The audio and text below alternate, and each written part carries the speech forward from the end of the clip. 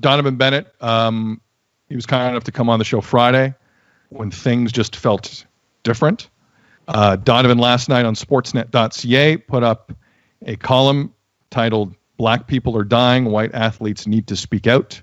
I know a lot of people listening to this show and watching the show would have partaken in that column. I encourage it. Donovan Bennett is joining us on the line right now. Don't 1-800-US. Don't 1-800 us. All right? Don't. $1-800 Negro. Why did you do it again? He asked you nicely not to do that. He asked you nicely not to do that. That's not the Rooney Rule. Press 1. This show doesn't need a Rooney Rule, to be fair about it. I can't speak for others. This show doesn't need one. This show does not need one, friend. Institutional and systemic oppression, please stay on the line. That's not cool. Hello, fellas. How are you doing? Don't segue out of that quick. I needed to know what the elevator music would have been at the end of that when you howled for an operator. Yeah. Can Maui get some imaging on the $1-800 Negro segment? Maybe a sting. $1-800 Negro. What should we talk about today? Well, clearly, whatever we bring up, I'm not really sure where you're going to take it. So I'm going to leave it in your lap, Mr. Bennett. Well, how about this? Because I've had some time to let it all marinate. There are some things I wish I had done or said earlier, and some of the things that come from learning, which every human being should probably strive to do.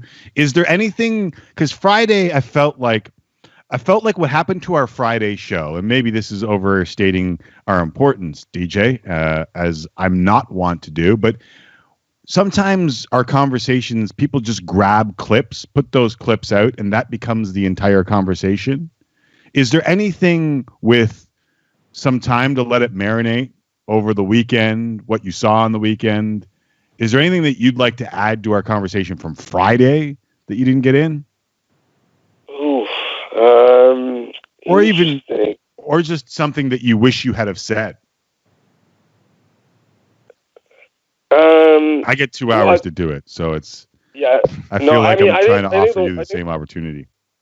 Yeah, I mean, I've said so much over the last couple of days. It's all a blur. I think the one thing I'd say when people try to minimize whether or not this is an issue or basically why it's an issue, we have 400 years of evidence. Like, we are not working with a small data pool at this time.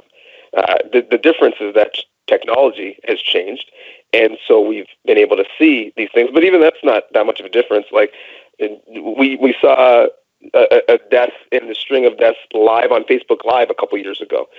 I think for whatever reason, we're having this greater conversation now because we are at home. We all are a little bit more introspective. And so for those who are saying, well, stick to sports, as you guys spoke about earlier, well, one, we don't have any sports. Like what sports are we sticking to? Actually, I think it's amazing that we don't have any sports to distract us.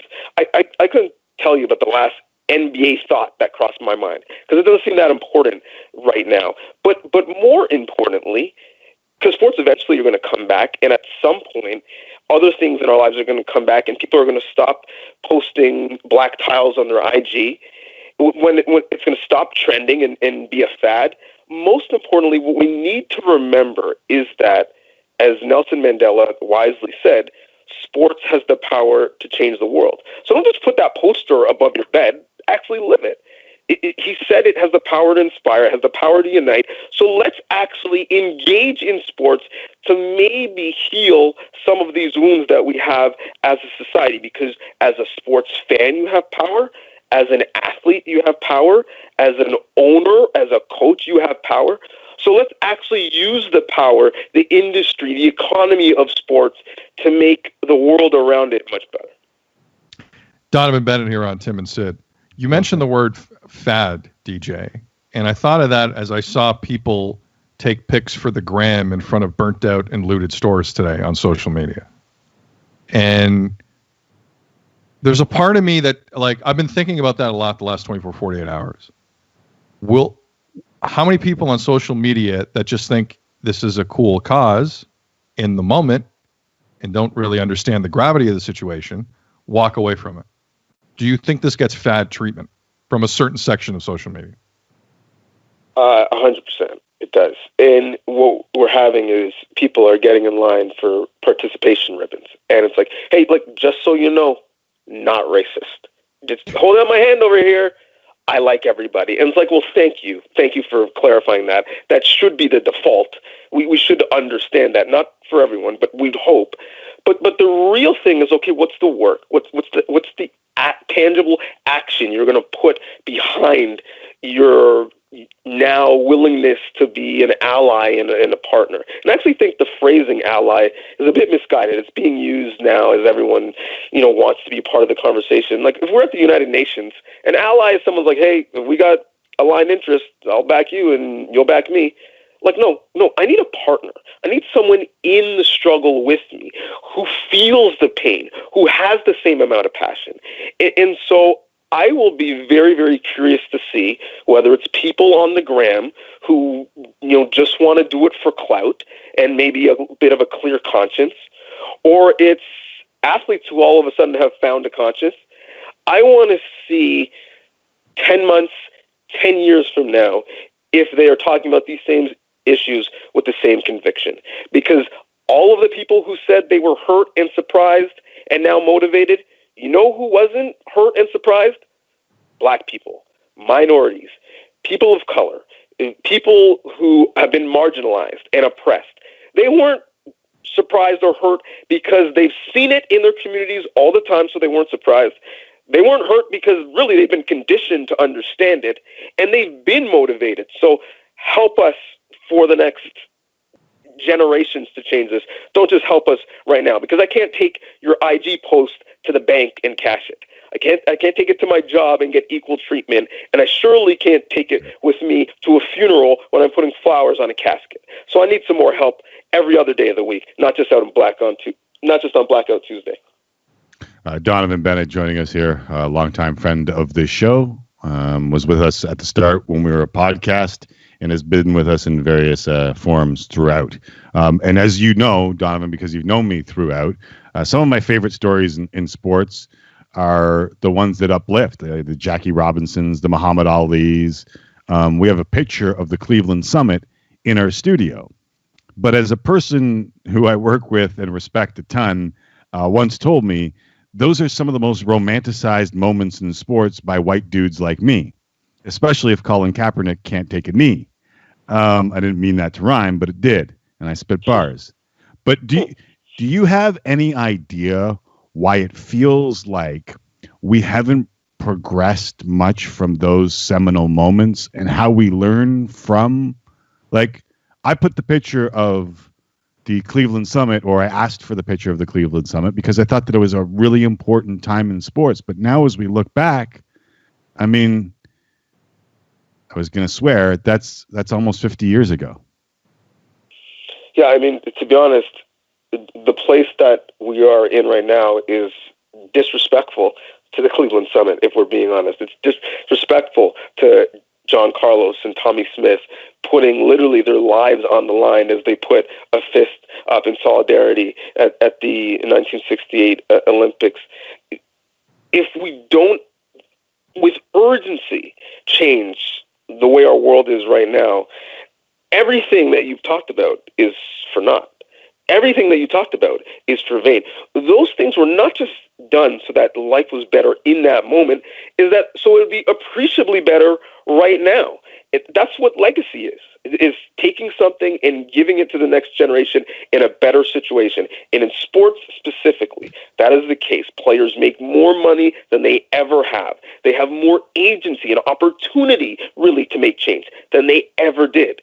But yet many athletes do much less with that same platform that was built off the backs of the people that you were just talking about. So yeah, I mean, I think those photos are romantic because in a way, when we literally look at the scenes that we're seeing right now, those photos are sad. And that's why I think it is incumbent upon athletes specifically in this very situation, from my perspective, white athletes with power, with privilege, to help this conversation continue to move forward. Donnovan Bennett here on Tim and Sid. I think I know the answer to this, but I'll ask it anyway, Deej. What was the reaction to your column last night?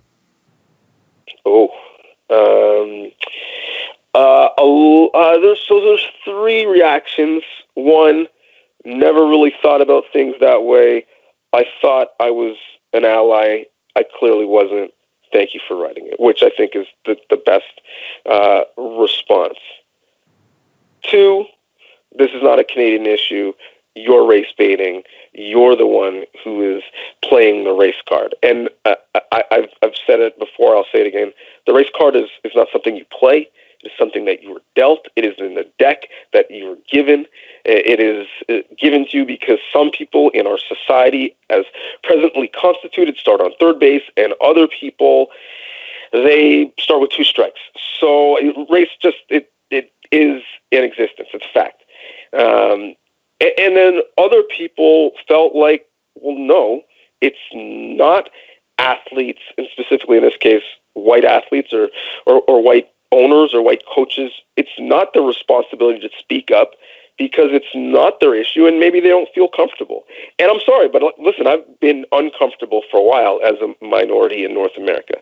It's time for some other people to be uncomfortable. And I do not accept that these athletes can say, well, I'm focusing on my task. I'm going to stick to sports. I get it. Not everyone is going to be an expert on everything. We're not asking you to wade in on European or Asian geopolitics. We're asking you to wade in on something that's happening literally on your front doorstep. That is literally black or white. Do you have racism in your heart or you don't? Do you want people to be equal or you don't? And I don't remember, you guys let me know. I don't remember any of those stick to sports comments when Haley Wickenheiser was motivating many celebrities and athletes to get PPE and resources for the frontline workers and the healthcare workers. I didn't hear any stick to sports comments then. I don't remember any stick to sports comments when I've gone to various marathons and they're raising money for great causes. I've been to Cure for Cancer run. I don't remember the Erase Racism run. Do you guys remember? I've never seen it. I'm telling you right now, my people would be out in droves for the Erase Racism run. At the finish line, there's going to be one line with granola bars and water, and there's going to be another line with ting and roti and patties. And you know which line I'm going to be in. I don't remember there being an issue for all of these other causes in our society where athletes all of a sudden aren't supposed to speak out, where teams and leagues and organizations aren't supposed to use their power for influence. The last I checked, does the NFL have a program called Salute for Service? Are we helping our troops? Do they not have a program called Tackle for Cancer? Racism, just like cancer, is a disease. It's one that goes unseen, but it still impacts everybody. So I just love for others, now that all of a sudden everyone cares about this cause, to care about it in the same way they care about other causes that impact all of us in society. Because even if you're not impacted directly by climate change, if you're not helping that situation, you're hurting. Even if you're not impacted directly by a health situation, if you're not getting a vaccine, you're hurting. Well, even if you're not impacted directly by racism, if you're not helping, you're hurting. Doctors and nurses also can't cash their superheroes checks that they're getting right now on Twitter and Instagram and all that stuff. I will say, before we let you go, it is working. Like Jonathan Taves, Blake Wheeler, it is working. There are the part of this that I don't think people understand, they just get their backs up when they hear white athletes have to step up, is what you're asking for is a conversation with everybody involved.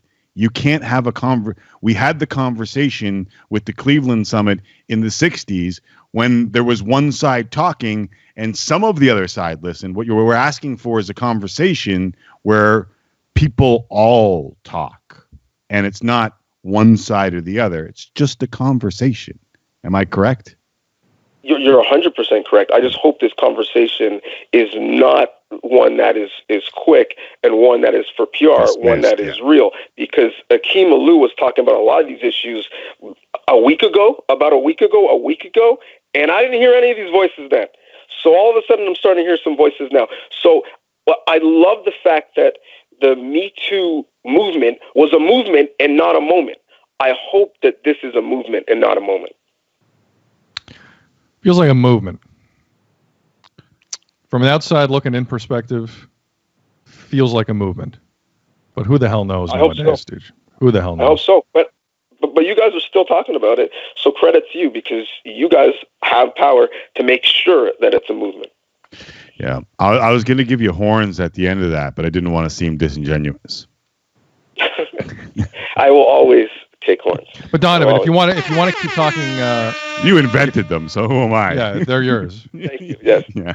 Donovan, if you want to finish your point of how powerful Tim and I are, go ahead. Finish your point of how powerful we are. Sid wants to hear it. I mean, my young son, as you've mentioned, his middle name is named after one of you. One of us, yeah. And the raccoon that terrorizes my neighborhood is named after another. So you guys do have power. We have the same diet. Have the same diet. Thanks, buddy. Thanks, DJ. Thank you. Thank you for having the convo, fellas. Let us know when you need us. Likewise. There is Donnovan Bennett.